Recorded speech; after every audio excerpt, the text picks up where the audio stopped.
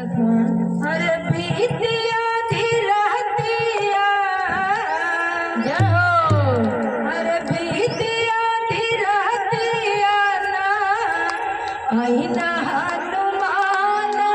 करे जावा में गोली लागे रोवे भगवान करे जावा में गोली लागे रोवे भगवान करे जावा में गोली लागे बीतिया धीरतिया बीतिया धीरतिया आई ना हनुमान करे जावा में गोली लागे रोवे भगवान करे जावा में गोली लागे रोवे भगवान करे जावा में गोली लागे। लक्ष्मण जी के गोदी में उठा के बूढ़ी रख के रोत में कैसे कहत हुआ, अरे गोदी में उठाई के रोवे राम रघुराइया हो गोदी में उठा के रोवे राम रघुराइया हो गोदी में उठा के रोवे राम रघुराइया हो गोदी में उठा के रोवे राम रघुराइया हो धोखा कैला हीरा सोमनावा में आई के हो धोखा कैला वीरा सोमनावा में आई के हो धोखा कैला वीरा सोमनावा में आई के हो धोखा कैला वीरा सोमनावा में आई के हो कैसे अकेले लाड़ा कैसे अकेला लाड़ा निर्धना मसाना करे जावा में गोली लागे रोवे भगवान करे जावा में गोली लागे रोवे भगवान करे जावा में गोली लागे रोवे भगवान करे जावा में गोली लागे रोवे भगवान करे जावा में गोली लागे।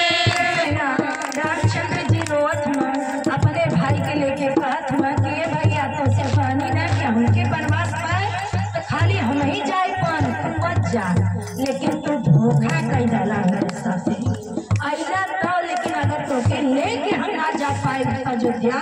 तो यह सब कहे कि एक कवन इनकर सब भाई रहना मेहरारू के कारण जो है भाई के मरवा के चलिए तो रोवत हुआ रामचंद्र जी और कहत का बाड़ा नारी के करनवा तो के बला में गवाई के हो नारी के करनवा तो के बला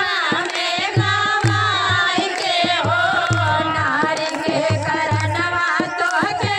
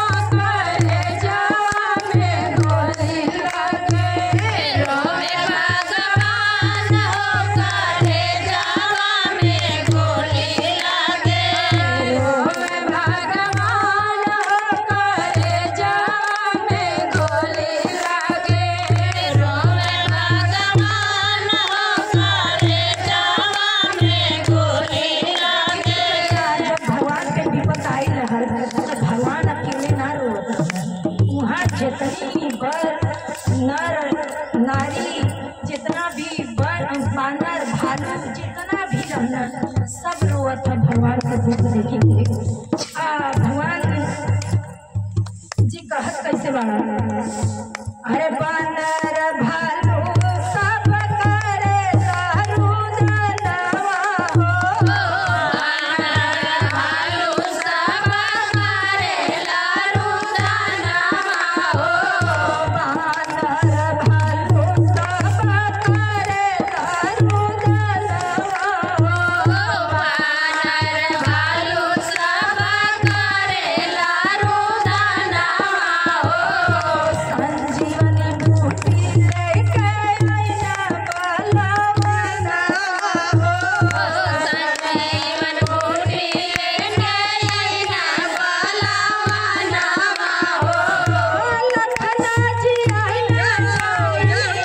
लखना जी आला चाहिए, खुशी आया बार करे जावा में गोली लागे, रोवत भगवान करे जावा में गोली लागे,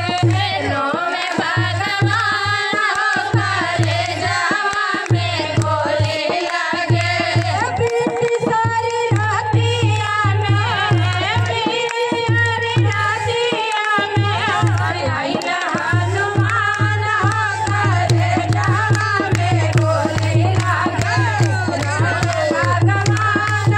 करे जावा में गोली लागे, रोवे भगवान करे जावा में गोली लागे, रोवे भगवान करे जावा में गोली लागे, रोवे भगवान करे जावा में गोली लागे। श्री राम की जय, सुत हनुमान की जय।